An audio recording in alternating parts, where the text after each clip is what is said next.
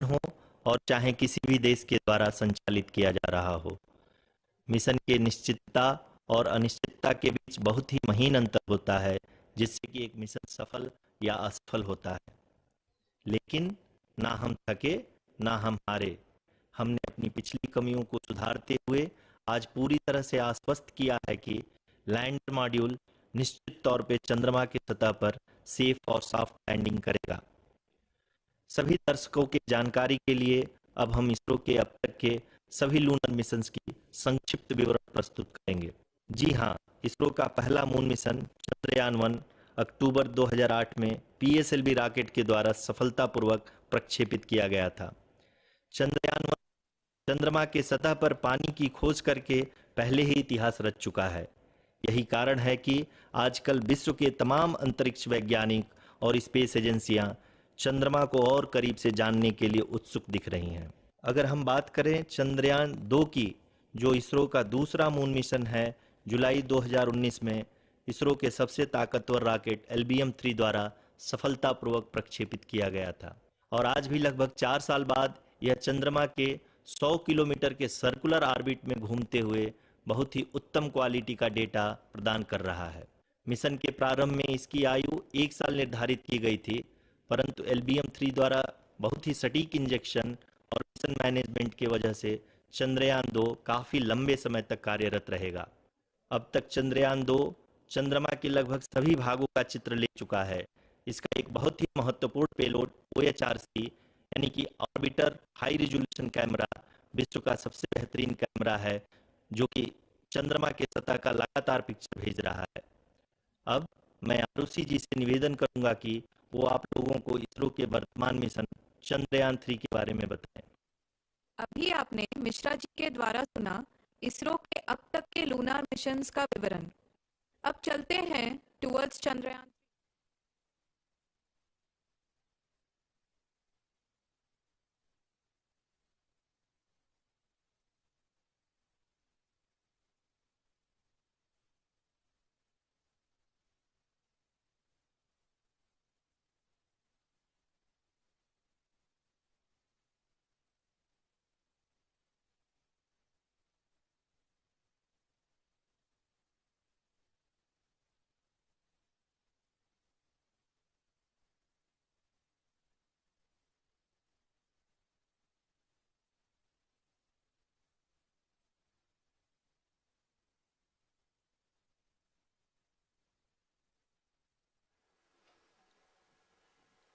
नमस्कार। इसरो के इस महाअभियान से जुड़ने के लिए आप सादर आमंत्रित हैं। मैं पद्मदेव मिश्रा अपने को होस्ट श्रीमती आरुषि सेठ के साथ आप सभी को और देश विदेश से जुड़े सभी दर्शकों का हार्दिक अभिनंदन और स्वागत करता हूं। 23 अगस्त 2023 आज की शाम इसरो के वैज्ञानिकों और सभी अंतरिक्ष वैज्ञानिकों के साथ लैंडर मॉड्यूल को चंद्रमा के सतह पर उतरने के ऐतिहासिक पलों को देखने के लिए तैयार और उत्सुक हैं। जी हाँ, इसरो के गौरवपूर्ण इतिहास में एक और अध्याय जुड़ने जा रहा है और आज हम सब लोग इसके साक्षी बनेंगे। आप ये सारे विजुअल्स अपने स्क्रीन पर इसरो के मिशन ऑपरेशन कॉम्प्लेक्स यानी मॉक से देख रहे हैं, जो कि बेंगलुरु में स्थित telemetry tracking and command network ISTRAC से प्रसारित किया जा रहा है। ये विजुअल्स आपको पावर डिसेंट के काउंटडाउन और उस पथ को प्रदर्शित कर रहा है जिस पे चलकर लैंडर आज चंद्रमा के साउथ पोल पे सेफ और सॉफ्ट लैंडिंग करेगा।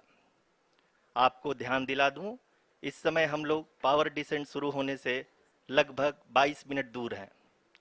जो दर्शक थोड़ी देर से जुड़े हैं उनकी जानकारी के लिए बता दें, आप लोग इस ऐतिहासिक पल को इसरो के ऑफिशियल वेबसाइट, फेसबुक, ट्विटर और यूट्यूब पे भी देख सकते हैं।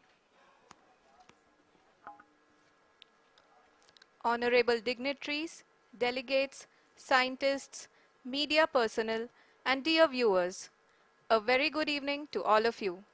We at ISRO welcome you to the live coverage of India's prestigious Chandrayaan-3 mission's landing event on the lunar surface. These are the visuals from Mission Operation Complex at ISRO's Telemetry Tracking and Command Network, ISTRAC, situated in Namma Bengaluru, Karnataka. I, Arushi Seth, and my colleague, Dr. Padamdeo Mishra, are your hosts for the evening and shall accompany you on the journey of the landing event from powered descent start to touchdown. Today, we shall be witnessing the final phase of the critical and most technologically challenging mission operations of Chandrayaan-3, wherein the lander module will be making a safe and soft landing on the surface of the moon.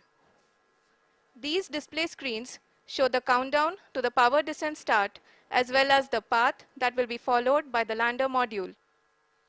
We are 18 minutes away from the commencement of power descent. India is at the brink of creating history as we all await with bated breath to witness the landing on Moon's south polar region.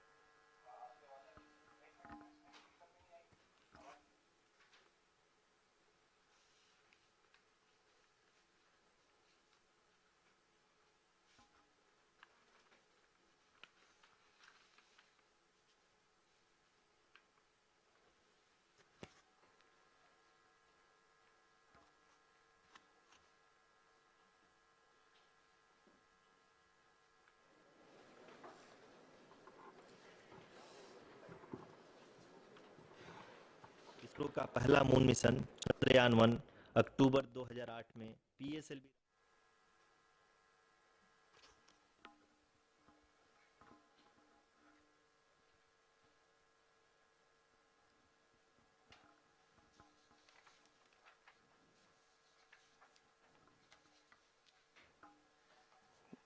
धन्यवाद आरुषि। अगर मैं सही मायने में कहूं तो अंतरिक्ष का कोई भी मिशन हो और चाहे किसी भी देश के द्वारा संचालित किया जा रहा हो, इसरो मिशन की निश्चितता और अनिश्चितता के बीच बहुत ही महीन अंतर होता है, जिससे कि एक मिशन सफल या असफल होता है। लेकिन ना हम थके ना हम हारे। हमने पिछली कमियों को सुधारते हुए आज पूरी तरह से आश्वस्त किया है कि लैंडर मॉड्यूल निश्चित तौर पे चंद्रमा के सतह पर सेफ और सॉफ्ट लैंडिंग करेगा। सभी दर्शकों के जानकारी के लिए अब हम इसरो के अब तक के सभी लूनर मिशंस को संक्षिप्त विवरण प्रस्तुत करेंगे। जी हाँ, इसरो का पहला मून मिशन चंद्रयान-1 अक्टूबर 2008 में पीएसएलवी रॉकेट के द्वारा सफलतापूर्वक प्रक्षेपित किया गया था। चंद्रयान-1 ने चंद्रमा के सतह पर पानी की खोज करके पहले ही इतिहास रच चुका है। यही कारण है कि आजकल विश्व के तमाम अंतरिक्ष वैज्ञानिक और स्पेस एजेंसियां चंद्रमा को और करीब से जानने के लिए उत्सुक दिख रही हैं। अगर हम बात करें चंद्रयान-2 की, जो इसरो का दूसरा मिशन है, जुलाई 2019 में इसरो के सबसे ताकतवर रॉकेट LVM-3 द्वारा सफलतापूर्वक प्रक्षेपित किया गया था और आज भी लगभग 4 साल बाद यह चंद्रमा के 100 किलोमीटर के सर्कुलर ऑर्बिट में घूमते हुए बहुत ही उत्तम क्वालिटी का डेटा प्रदान कर रहा है। मिशन के प्रारंभ में इसकी आयु 1 साल निर्धारित की गई थी, परंतु LVM-3 द्वारा बहुत ही सटीक इंजेक्शन और मिशन मैनेजमेंट की वजह से चंद्रयान-2 काफी लंबे समय तक कार्यरत रहेगा। अब तक चंद्रयान-2 चंद्रमा के लगभग सभी भागों का चित्र ले चुका है। इसका एक बहुत ही महत्वपूर्ण पेलोड OHRC यानी कि ऑर्बिटर हाई रेजोल्यूशन कैमरा विश्व का सबसे बेहतरीन कैमरा है, जो कि चंद्रमा के सतह का लगातार पिक्चर भेज रहा है। अब मैं आरुषि जी से निवेदन करूंगा कि वो आप लोगों को इसरो के वर्तमान मिशन चंद्रयान-3 के बारे में बताएं। अभी आपने मिश्रा जी के द्वारा सुना इसरो के अब तक के लूनार मिशंस का विवरण। अब चलते हैं towards Chandrayaan-3, the follow-up mission of Chandrayaan-2, which has been designed to accomplish our mission goals. The primary objective of Chandrayaan-3 mission is the demonstration of safe and soft landing on the lunar surface. This demonstration is a critical aspect for ISRO's future interplanetary missions.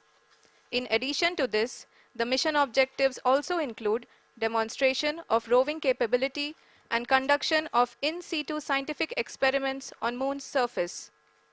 Carried on the shoulders of India's heaviest rocket LVM-3 on the 14th of July, Chandrayaan-3 was placed in the precise elliptic parking orbit of size 170 by 36,500 kilometers. ISRO, in its mission plan of following the incremental trajectory approach, carried a total of 5 earthbound maneuvers. The fifth apogee raising maneuver, which took place on the 25th of July, placed the spacecraft in an orbit of 250 by 1,27,000 kilometers.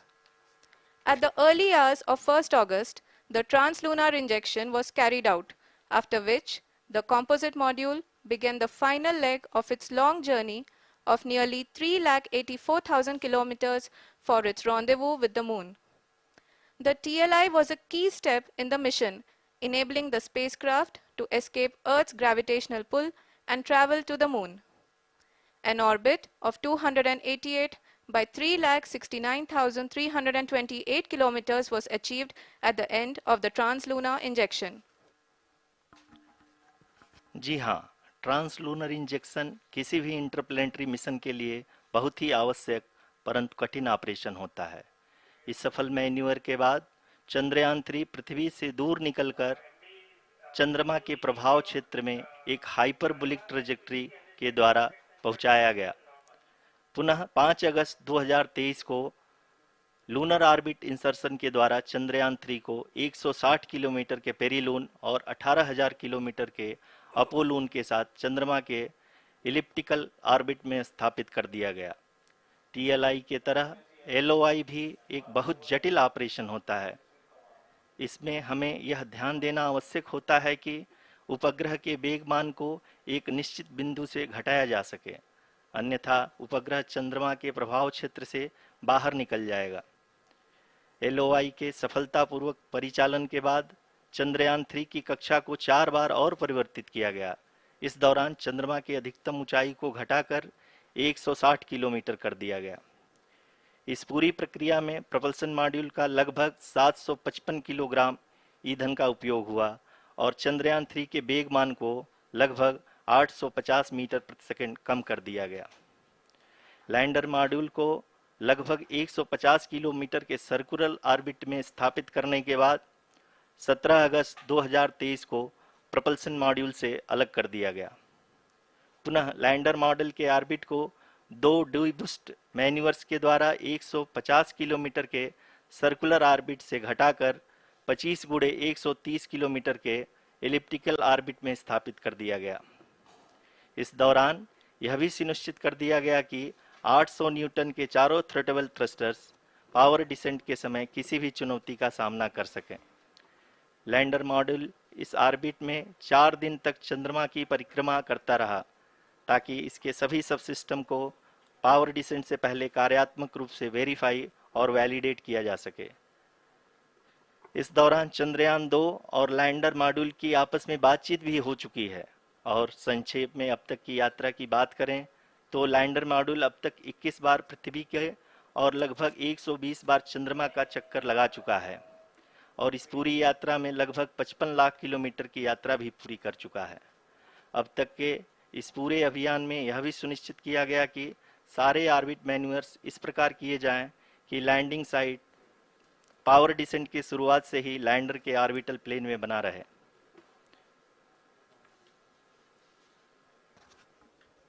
That is true indeed. We have arrived at the crucial juncture wherein the orbit plane contains the desired landing site at the start of powered descent. We are also happy to announce that live images from the Chandrayaan-3 lander imager camera is being received continuously. The demonstration of soft landing on the moon's surface is no ordinary feat due to the innumerable challenges and complexities involved. The lander velocity has to be killed from nearly 6,048 kilometers per hour without any aid from the thin and tenuous moon's atmosphere. The lunar dust at the time of landing and the craters and boulders scattered over the moon's surface make it further complicated to achieve this. The new and improved Chandrayaan-3 design has been built after envisaging all the scenarios which the lander module can encounter. With several software improvements, provision for full-level redundancies, a plethora of special tests, namely the integrated hot test, integrated cold test, and lander leg drop tests were carried out for the lander module. The success of these tests has provided great confidence in the performance of all the onboard sensors, propulsion system, and associated guidance, control, and navigation algorithms. The key findings during the tests have enabled to improve the overall system performance. The largely unexplored south pole of the moon has been chosen as the intended landing site since there is a possibility of finding ice and other minerals which would be vital resources for future explorers. Apart from continuing investigations pioneered by Chandrayaan-1 and Chandrayaan-2, the Chandrayaan-3 mission will also provide invaluable data to the science community around the world. Let us give our viewers a glimpse on the configuration of Chandrayaan-3 mission.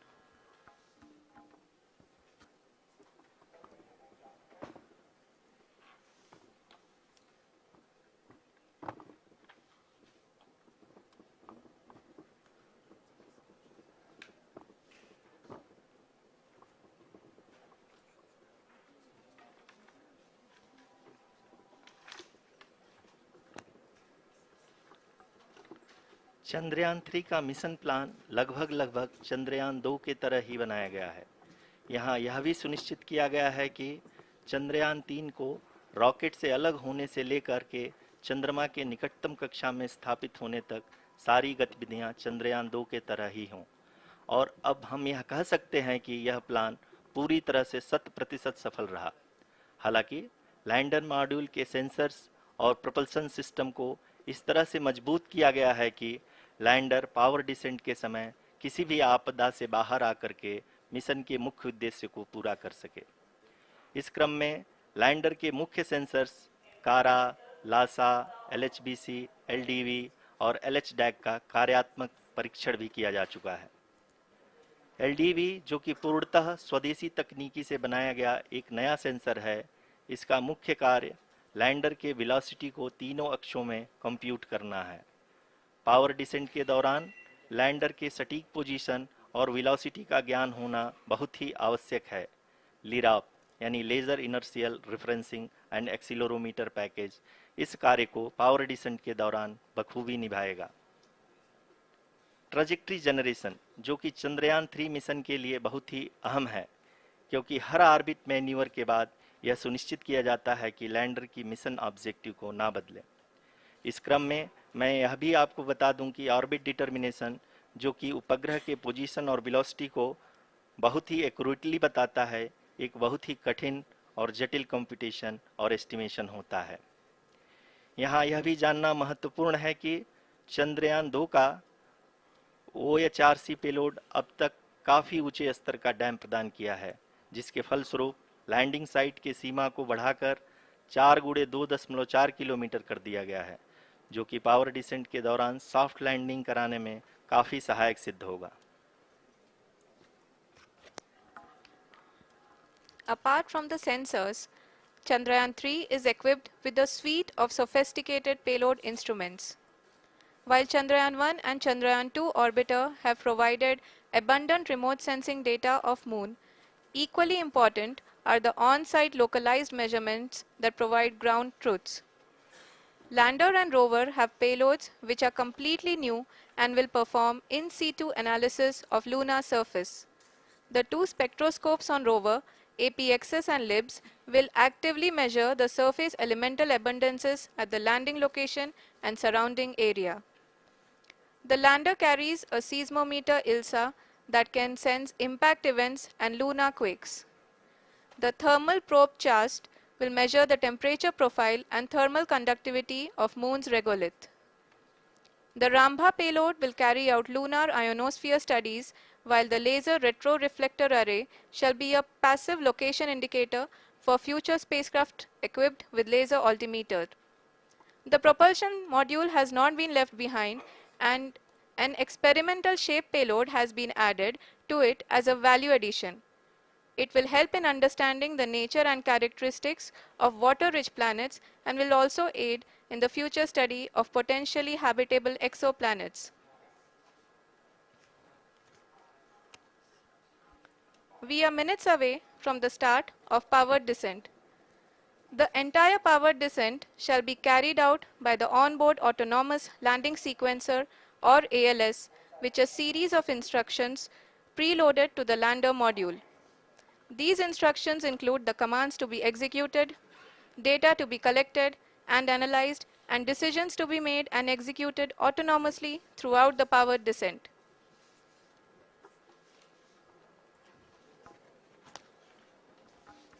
जी हाँ, अब हम power descent के बहुत ही करीब आ चुके हैं। हम आपको बताते चलें कि पावर डिसेंट को कुल 4 चरणों में बांटा गया है। सबसे पहले आता है रफ ब्रेकिंग फेज, जिसमें लैंडर की ऊंचाई को चंद्रमा की सतह से 30 किलोमीटर से घटाकर 7.4 किलोमीटर कर दिया जाएगा। इस पूरी प्रक्रिया को पूरा करने में लगभग 11.5 मिनट लगेगा और इसका समानांतर वेग 1680 मीटर प्रति सेकंड से घटाकर 358 मीटर प्रति सेकंड हो जाएगा। We have continuous flow of lander telemetry data from ISRO's Deep Space Network IDSN-32 located in Belalu, Bengaluru. The data is being acquired real-time by station and is flown to the Mission Operation Complex through our communication links. In addition to it, we also have support from ESA and JPL DSN stations. There will be no ground intervention once the ALS takes charge.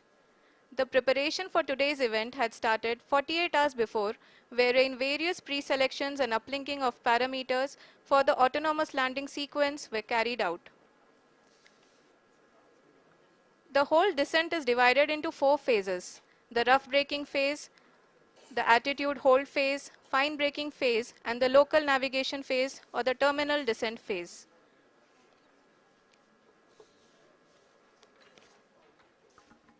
जी हाँ, attitude hold phase, जो कि power descent का दूसरा चरण है, एक बहुत ही महत्वपूर्ण फेज है। इस 10 सेकंड के स्मॉल ड्यूरेशन के दौरान लैंडर के दो महत्वपूर्ण सेंसर कारा और लासा लैंडर की ऊंचाई की गणना करेंगे। इस फेज के पूरा होते ही लैंडर चंद्रमा के सतह से कुल 6.8 किलोमीटर की ऊंचाई पर होगा। During the rough braking phase, the lander velocity shall be brought down from 1680 meters per second to 358 meters per second. The altitude will be brought down from 30 kilometers to 7.4 kilometers at the end of rough braking.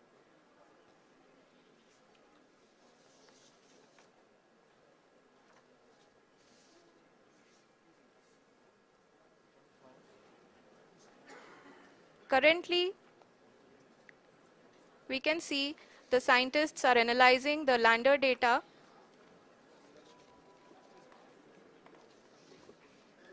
जी हाँ, हम ये देख सकते हैं कि mission operation complex रूप में बैठे सभी वैज्ञानिक ये जो भी डेटा देख रहे हैं वो डीप स्पेस नेटवर्क IDSN 32 के द्वारा प्रोवाइड किया जा रहा है। और अगर हम अब बात करें पावर डिसेंट के तीसरे चरण का, जो कि फाइन ब्रेकिंग फेज होगा, जिसमें लैंडर लैंडिंग साइट से जस्ट 800 मीटर की ऊंचाई पर वर्टिकली होगा।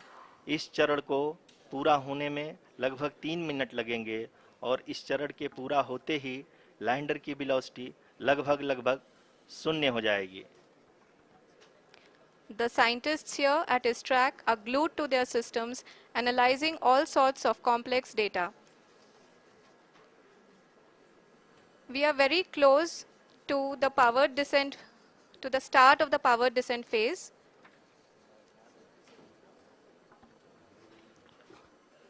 जी हाँ, अगर हम अब बात करें पावर डिसेंट के चौथे और अंतिम चरण का, जो कि लोकल नेविगेशन फेज या टर्मिनल डिसेंट फेज भी कहा जाता है, इस दौरान लैंडर के 2 इंजन बंद कर दिए जाएंगे और लैंडर के सेंसरों द्वारा इसके हाइट और वेलोसिटी की गणना इनर्शियल नेविगेशन को भेज दिया जाएगा। इस दौरान लैंडर 150 मीटर की ऊंचाई को प्राप्त करने के बाद कुल 131 सेकंड लगाएगा। इस पड़ाव पे आने के बाद पुनः लैंडर 22 सेकंड के लिए हवरिंग करेगा।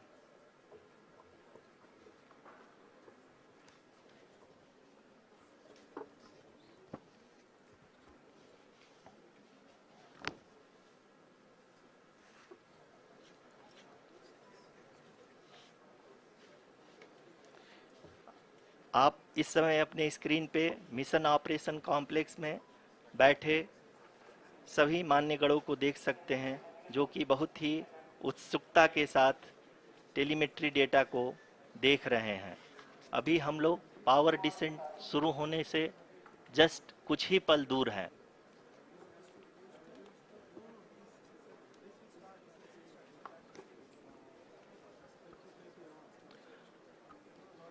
पावर डिसेंट शुरू होने में लगभग 30 सेकंड ही बचा है और हमको ये सारे data mission operation complex room में आईडीएसएन 32 के द्वारा, जो कि लगातार लैंडर के कनेक्शन में बना हुआ है, प्रदान कर रहा है।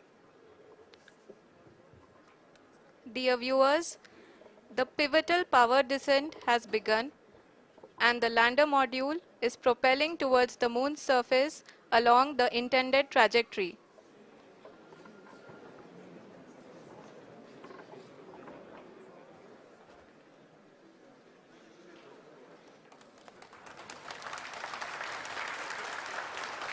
जी हाँ, अब देख सकते हैं रफ ब्रेकिंग फेज की शुरुआत हो चुकी है।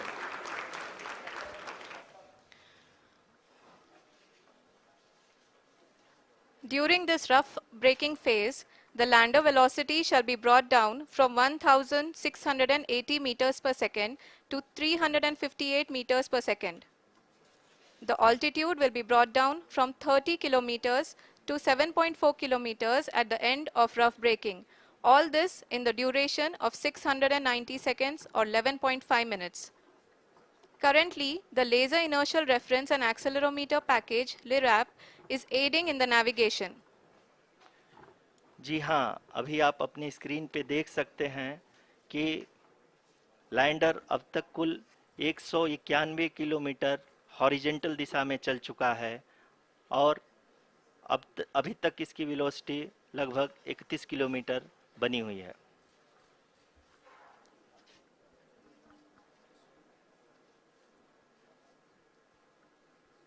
The lander module has traveled a distance of approximately 228 kilometers. The complete downrange that will be traveled during this phase shall be nearly 713.5 kilometers.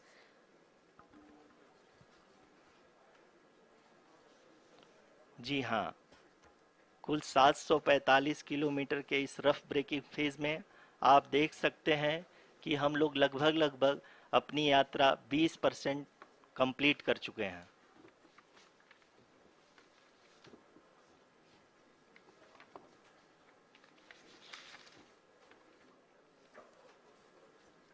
Power descent की यह शुरुआत हम कह सकते हैं कि बहुत ही सटीक और सधी हुई है, जिसमें लैंडर अपने वेगमान को अनुमानित तरीके से घटा रहा है।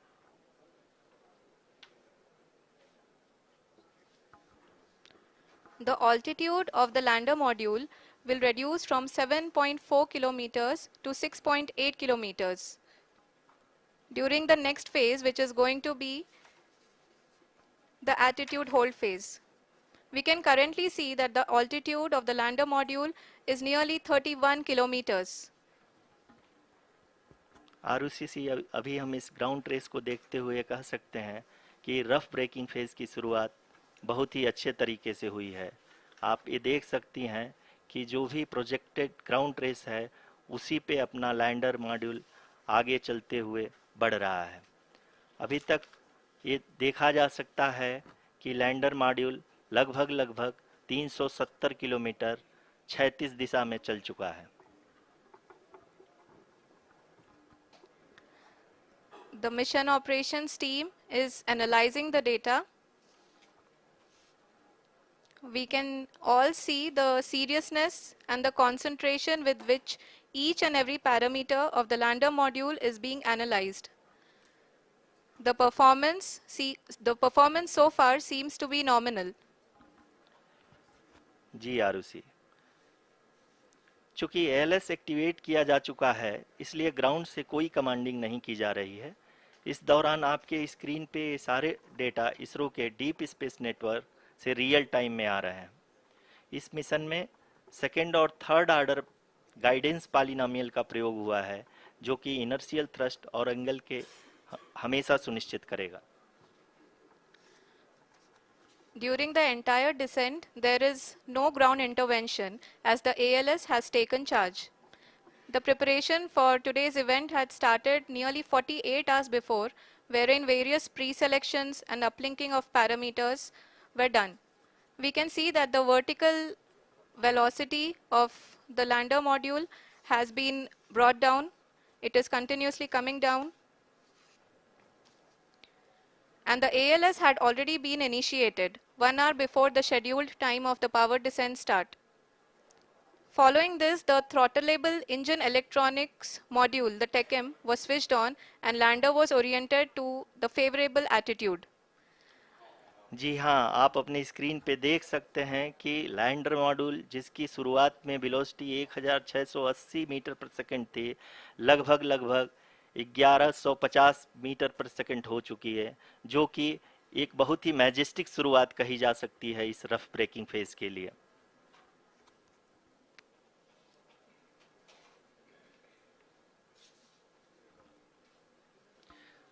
यहाँ पे मैं आपको ये भी बताते चलूँ कि आप अपने स्क्रीन पे देख सकते हैं कि द लैंडर मॉड्यूल का आल्टीट्यूड धीरे धीरे अब कम होता हुआ दिख रहा है, और जो कि एक्सपेक्टेड भी है। अभी हम बात करें करंट आल्टीट्यूड की, तो जो कि 28.6 किलोमीटर के आसपास है। आप स्क्रीन पर ये भी देख सकते हैं चंद्रयान 3 लैंडर इमेजर डिस्प्ले.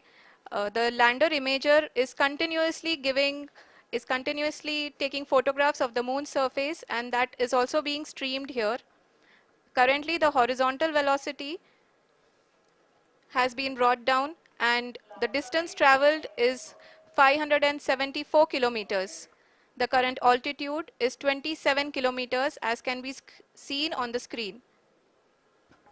जी हाँ, करीब करीब अपने आधे सफ़र को पूरा करते हुए इस रफ ब्रेकिंग फेज में लैंडर बहुत ही आगे की तरफ बढ़ते हुए अपनी ऊंचाई को घटा रहा है। अगर अब बात करें तो लैंडर की ऊंचाई चंद्रमा के सतह से लगभग 27 किलोमीटर से नीचे हो चुकी है, करीब करीब 26.7 किलोमीटर के आसपास है। The next phase after the rough braking phase is the attitude hold phase, which will be for a duration of nearly 10 seconds. The lander will be oriented such that both the altimeters will be looking exactly towards the moon's surface. At the end of this attitude hold phase, height measurement update to navigation system will be given from the laser and car band altimeters. Currently, we are in the middle of the rough braking phase. जी हाँ, अगर हम ध्यान से देखें तो लगभग 8 minute की यात्रा के बाद लैंडर अपनी हॉरिजेंटल वेलोसिटी को लगातार कम करते हुए अपनी ऊंचाई, अभी की ऊंचाई के समय 24 किलोमीटर की ऊंचाई प्राप्त कर चुका है।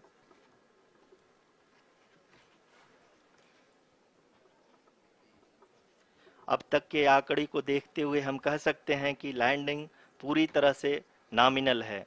यहाँ पर हम देख सकते हैं कि हॉरिजेंटल वेलोसिटी लगातार कम होती हुई दिख रही है।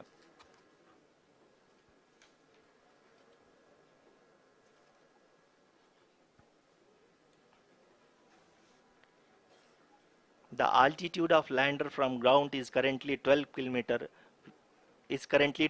kilometer, which is again going to be coming down, and that is expected. For the viewers who have joined now, we are in the power descent phase, and we are in the rough braking phase, which is the first phase of the power descent. We have currently traveled a downrange of 697 kilometers, and the downrange that has to be traveled during this phase is 713.5 kilometers. जी हाँ, अभी आप देख सकते हैं कि lander की horizontal velocity लगभग 720 metre प्रति सेकंड हो गई है। लगभग हम ये कह सकते हैं कि 900 मीटर प्रति सेकंड वेलोसिटी को कम किया जा चुका है।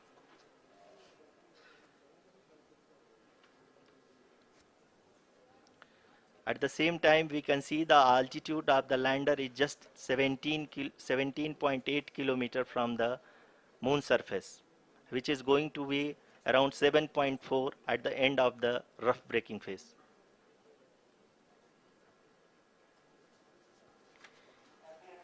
इस फेज के बाद हम जाएंगे towards the attitude hold phase,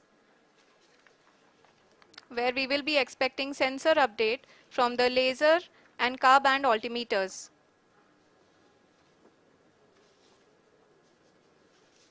We can see the visualization of the lander module moving towards the moon's surface. The current altitude is nearly 15.2 kilometers and the distance traveled is 754 kilometers. We can also see the image that the lander imager camera has been providing. जी हाँ, इस rough breaking phase के दौरान 800 Newton के चारों throttle engine अपने कार्य को पूरी तरह से अंजाम दे रहे हैं और लैंडर के हॉरिजॉन्टल वेलोसिटी को लगातार कम कर रहे हैं। अब तक लैंडर लगभग अपने 75 से 80% की यात्रा को पूरा कर चुका है।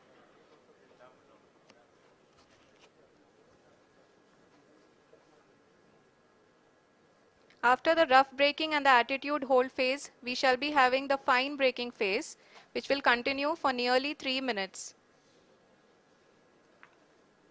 The whole phase is being driven by the autonomous landing sequencer and there is no intervention from ground. जी हाँ आरुषि, अभी आप अपनी स्क्रीन पे देख सकती हैं कि जो करंट आल्टीट्यूड है चंद्रमा के सतह से लगभग 10 किलोमीटर के आसपास है। जी हाँ, हम अपने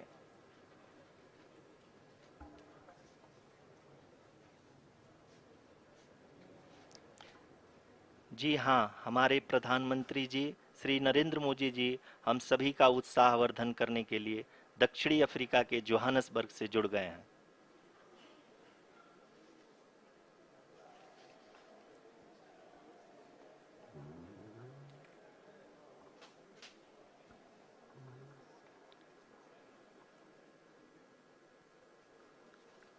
Yes, we are privileged to have with us Honorable Prime Minister of India, Shri Narendra Modi ji, who has joined us from South Africa's Johannesburg to encourage us.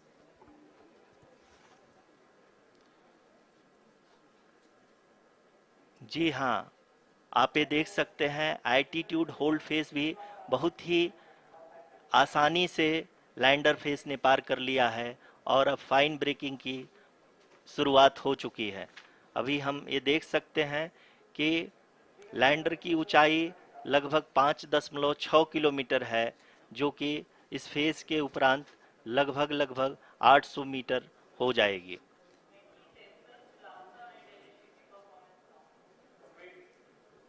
We can hear from the mission operations team that the sensors are performing nominally.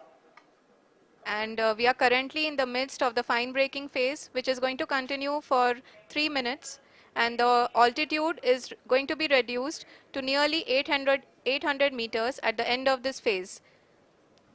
जी हाँ, जैसा कि आरुषि जी ने बताया कि लगभग 3 minute के उपरांत lander की हाइट लगभग 800 मीटर वर्टिकली होगी और यहाँ पे लैंडर की horizontal velocity, vertical velocity, even down range भी लगभग शून्य होगा। We can see the visual of the lander module and we can see that the downrange traveled is nearly 831 kilometers.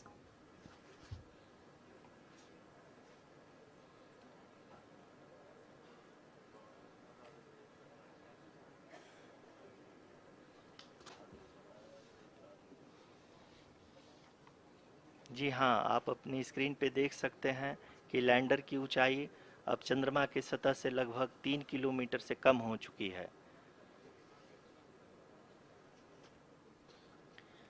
We are very close to the moon's surface, nearly 2.6 kilometers as we can see.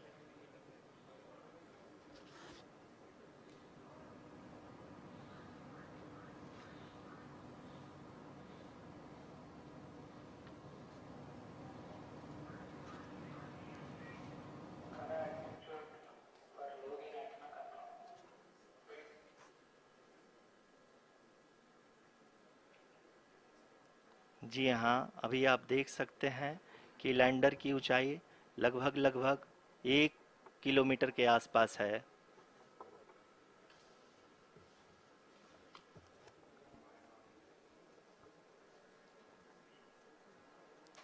We are nearing the final phase of the power descent, which is going to be the vertical descent phase or the local navigation phase. जी हाँ, अब हम fine breaking waves के एकदम करीब आ चुके हैं। हाँ, आप तालियों के गड़गड़ाहट से सुन सकते हैं कि हम लोगों ने तीसरे चरण को भी बहुत ही सफलतापूर्वक हासिल कर लिया है और अभी हम वर्टिकल डिसेंट फेज में आ चुके हैं, जिसकी शुरुआत भी बहुत ही अच्छे ढंग से हो चुकी है।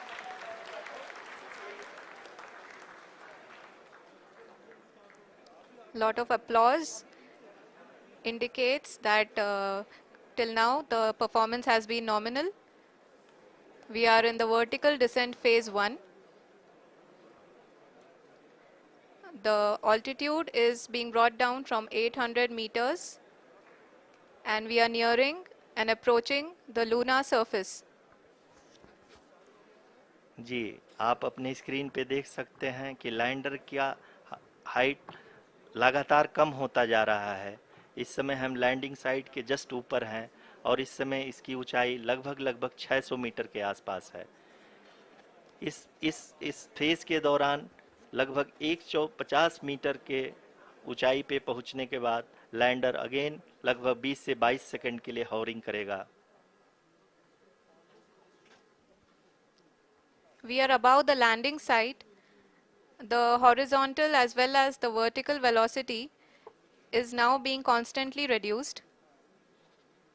And the lander module has begun its descent towards the landing site.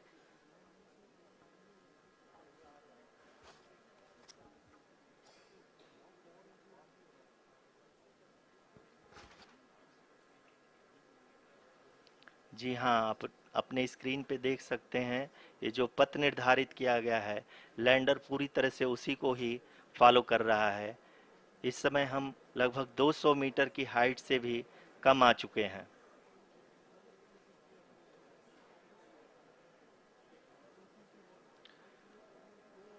अब हम ये देख सकते हैं कि हम लगभग लगभग 150 मीटर की ऊंचाई पे हैं चंद्रमा के सतह से।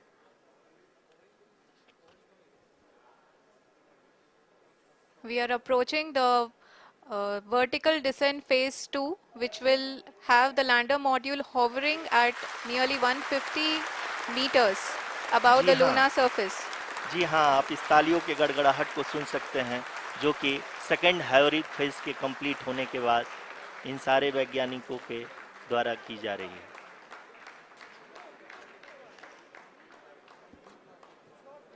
जी हाँ, आप अगर फिर से ध्यान से देखें तो एल्टीट्यूड पुनः कम होता जा रहा है।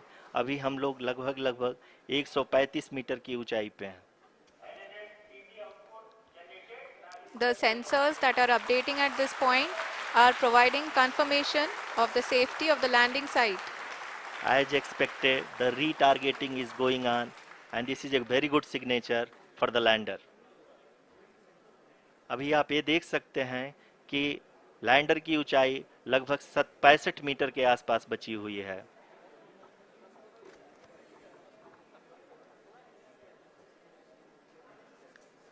Currently, only 2 engines are now being fired, and we are nearly at zero velocity, vertical and horizontal. We were hovering, and now we are approaching the moon's surface. धीरे धीरे लैंडर की वेगमान को कम किया जा रहा है और हम अब लगभग 50 मीटर से भी कम आ चुके हैं।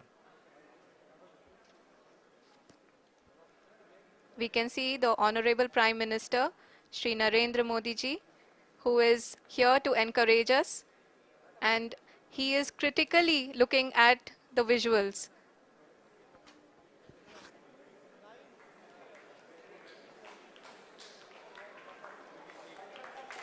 जी हाँ, आप अपनी स्क्रीन पे देख सकते हैं कि हम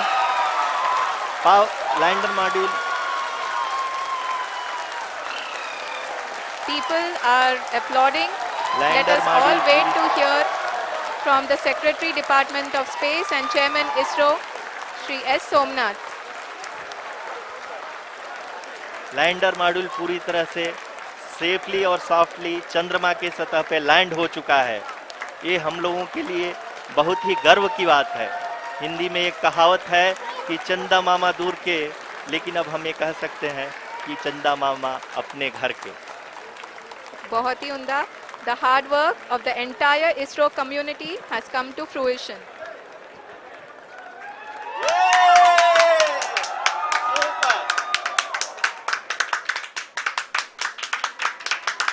आदरणीय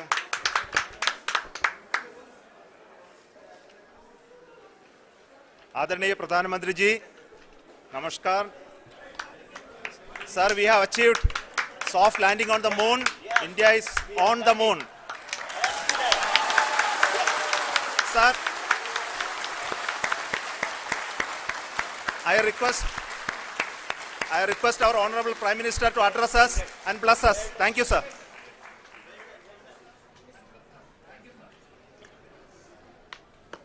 मेरे प्यारे परिवारजनों,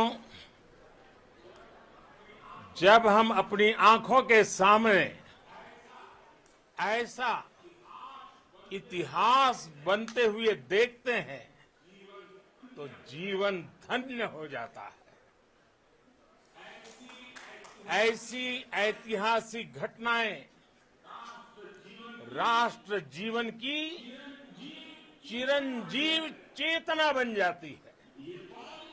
ये पल अविस्मरणीय है। ये क्षण अभूतपूर्व है। ये क्षण विकसित भारत के शंखनाद का है। ये क्षण नए भारत के जयघोष का है। ये क्षण मुश्किलों के महासागर को पार करने का है। ये क्षण जीत के चंद्र पथ पर चलने का है। ये क्षण 140 करोड़ धड़कनों के सामर्थ्य का है। ये क्षण भारत में नई ऊर्जा, नया विश्वास, नई चेतना का है। ये क्षण भारत के उदयमान भाग्य के आह्वान का है। अमृत काल की प्रथम प्रभा में सफलता की ये अमृत वर्षा हुई है। हमने धरती पर संकल्प लिया और चांद पर उसे साकार किया। और हमारे वैज्ञानिक साथियों ने भी कहा, India is now on the moon. आज हम अंतरिक्ष में नए भारत की नई उड़ान के साक्षी बने हैं। साथियों, मैं इस समय ब्रिक्स समिट में हिस्सा लेने के लिए दक्षिण अफ्रीका में हूं, लेकिन हर देशवासी की तरह मेरा मन चंद्रयान महाअभियान पर भी लगा हुआ था।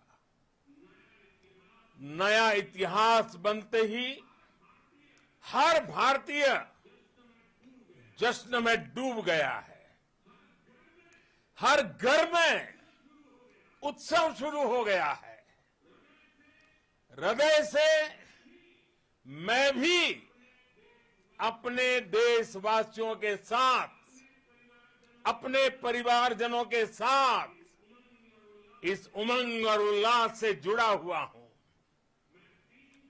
मैं टीम चंद्रयान को, इसरो को और देश के सभी वैज्ञानिकों को जी जान से बहुत बहुत बधाई देता हूं, जिन्होंने इस पल के लिए वर्षों तक इतना परिश्रम किया है। उत्साह, उमंग, आनंद और भावुकता से भरे इस अद्भुत पल के लिए मैं 140 करोड़ देशवासियों को भी कोटि कोटि बधाइयां देता हूं। मेरे परिवारजनों, हमारे वैज्ञानिकों के परिश्रम और प्रतिभा से भारत चंद्रमा के उस दक्षिणी ध्रुव पर पहुंचा है जहां आज तक दुनिया का कोई भी देश नहीं पहुंच सका। अब आज के बाद से चांद से जुड़े मिथक बदल जाएंगे, कथानक भी बदल जाएंगे और नई पीढ़ी के लिए कहावतें भी बदल जाएगी। भारत में तो हम सभी लोग धरती को मां कहते हैं और चांद को मामा बुलाते हैं। कभी कहा जाता था चंदा मामा बहुत दूर के हैं, चंदा मामा बहुत दूर के हैं। अब एक दिन वो भी आएगा जब बच्चे कहा करेंगे चंदा मामा बस एक टूर के हैं। Friends, on this joyous occasion, I would like to address all the people of the world, the people of every country and region. India's successful moon mission is not just India's alone. This is a year in which the world is witnessing India's G20 presidency. Our approach of one earth, one family, one future is resonating across the globe. This human-centric approach that we present and that we represent has been welcomed universally.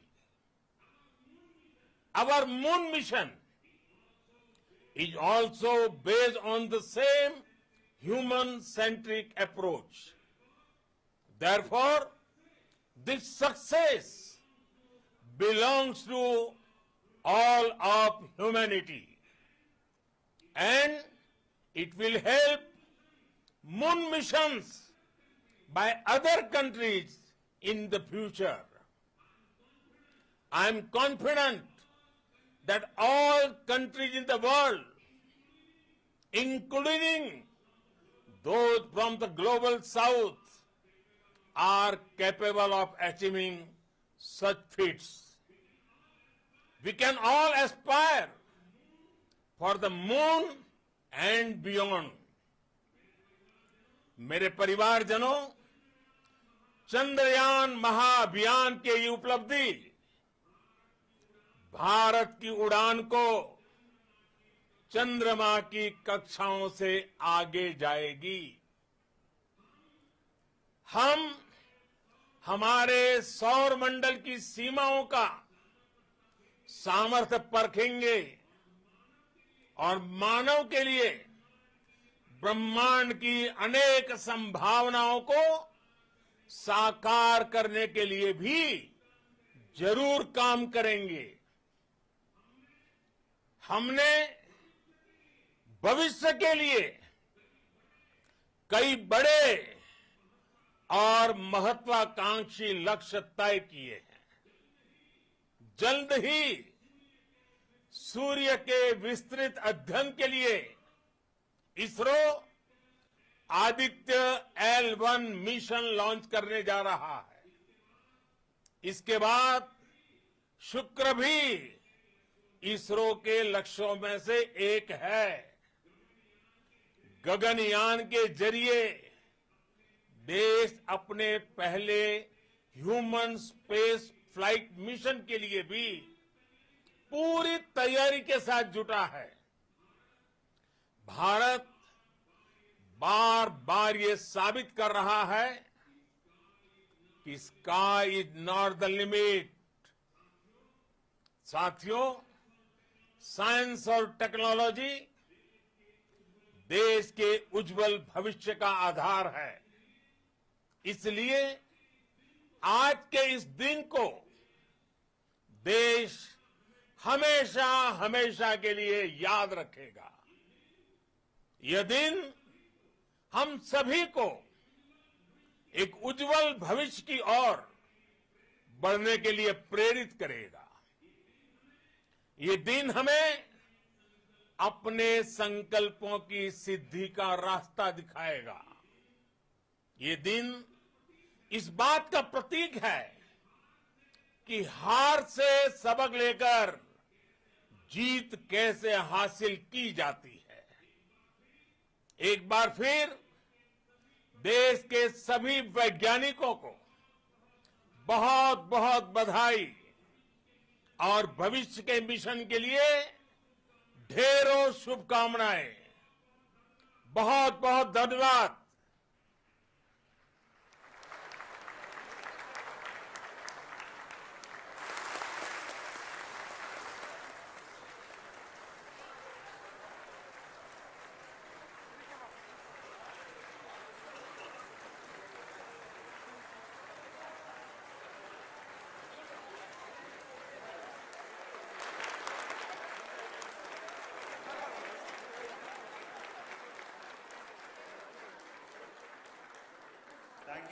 Thank you, Adaraniya Pradhan Mantri ji, for being part of our journey to this success. And let me take this opportunity to thank the people behind this mission, the project director of Chandrayaan-3. He is here. Veera Muthuvel, congratulations to you. The associate project director, Kalpana, and the mission operations director, Srikanth. And the satellite was built at your house satellite center, Shankar and the director.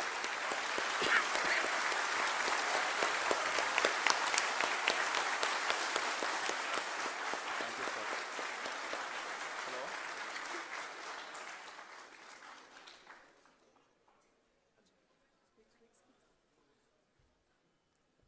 It's a great moment of happiness on behalf of team. It gives me immense satisfaction on achieving this goal as a project director of this mission. The entire mission operations right from launch till landing happened flawlessly as per the timeline, and we became the 4th country to demonstrate the soft landing onto the moon surface, and we became the first country to go to near to the south pole of the moon.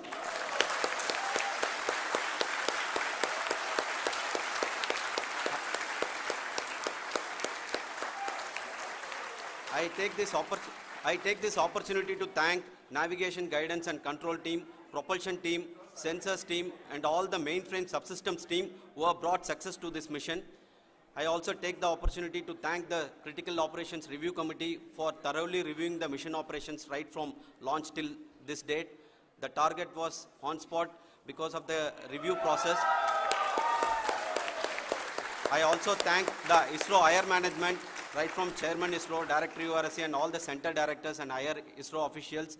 And finally, my thanks to the Chandrayaan-3 project executives spread across the ISRO centers. Thank you.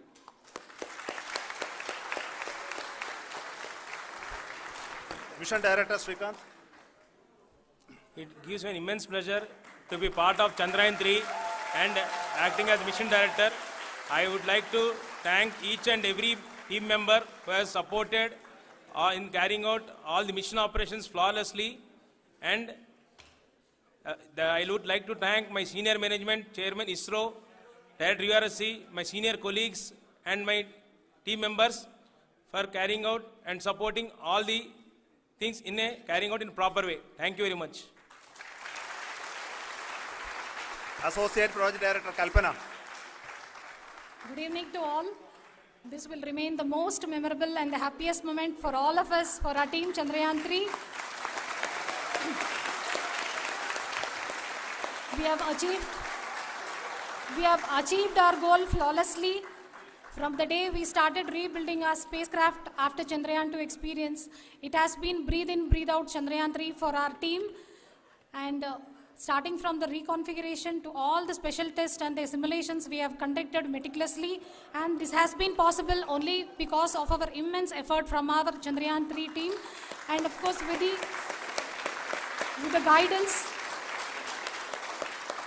the guidance from our Chairman ISRO, our directors and all our experts. With all this, it has been possible.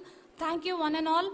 Thank you for all the minutest help which has been provided from all the areas of departments. Thank you. Thank you.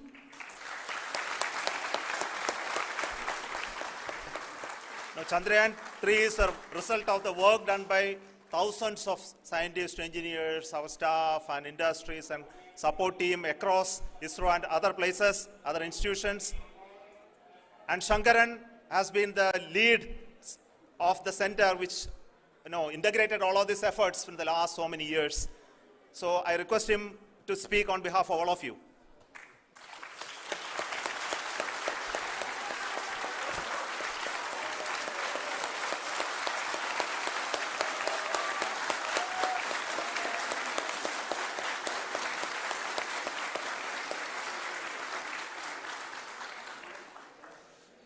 Thank you very much for the affection that has been displayed today now. Today, we have achieved what we set out to achieve in 2019. It was delayed by about 4 years, but we have done it. When Chandrayaan 3 was launched, after the separation of the spacecraft from launch vehicle, I said, I will speak the rest of the things after the soft landing. So here I will take a couple of minutes to tell the tremendous amount of effort that has been put in by the entire project team. When I say project team, it is not just only the project director and associate project director. Of course, they are the face of the project. They have been living, sleeping, eating, breathing Chandrayaan for the last 4 years. They have been supported by such a large number of people, particularly in the navigation, guidance and control area, propulsion system. This area, the amount of effort that has been put by people, the number of simulations that have been done, the number of reviews they have gone through, the amount of criticism they faced and overcome that. It is, as a person who has been watching this for the last 4 years along with them, my heart goes out for them. The amount of effort is tremendous. That is what ISRO is all about. That is what our organization has taught us to do. Now today, this success has put us even more higher responsibility, as the Honorable Prime Minister was telling, because we have set the bar now so high. Nothing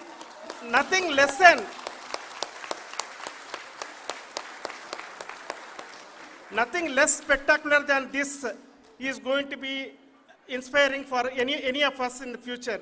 So as the Honorable Prime Minister mentioned, we will be now looking at putting the man in space, putting a spacecraft around Venus and landing a craft in Mars.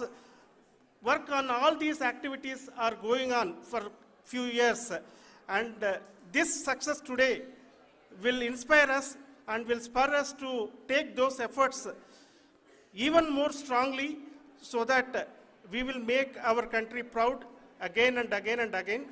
Thank you very much for every one of you who have directly or indirectly participated in this mission, encouraged us, intentionally or unintentionally helped us in all for every one of you.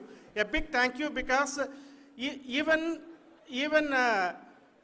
casual remark, an unintended point can help a person who is striving to reach a goal. The person who is making that remark may not have meant it that way, but sometimes it can ignite that's why I said that even unintended help is very, very, very welcome, and we are very, very thankful for that. Thank you, Team ISRO, for supporting all of us. The amount of affection we received when this mission came into this final stage, the number of people who gave us confidence that nothing can go wrong and this is going to be successful. In fact, I was not that much confident because we have seen a couple of times issues. Because I know very well as a person who has been doing in this domain for 36 years, I know there are thousands of things. Any of that can anytime go wrong and derail. But so many of the people, because that I only see as the reflection of the effort we have put, that people are so happy to see this effort and they want us to succeed. It is not that they know that we are going to succeed. The people want us to succeed. So thank you very much for everyone for your love and affection. We will continue to do our best and make our flag fly, ISRO's as well as India's flag fly high. Thank you very much.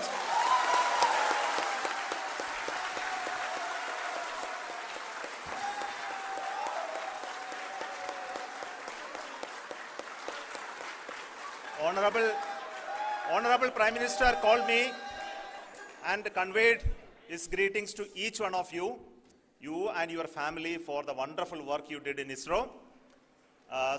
Thanks are to him for the support that he is giving to us for missions like Chandrayaan 3 and the missions that are in the offing. I think that's a great word of comfort that we are receiving for pursuing the inspirational work that we are doing for the nation. I want to tell you, and I want to thank you also for each and everyone who prayed with us in the last many days, who wanted this success to happen in ISRO. I thank all those people all around the country and maybe beyond the country for their blessings and wishes and affection that he has given to each one of us for doing this work for the last so many years. I want to specifically thank some senior people who have been standing with us, especially the name of Kiran Kumar sir and Mr. Kamalakar, Sri Koteshwar Rao. They have been helping so much. They were part of the team to help them to get the confidence and get the reviews done to ensure that nothing goes with any mistakes.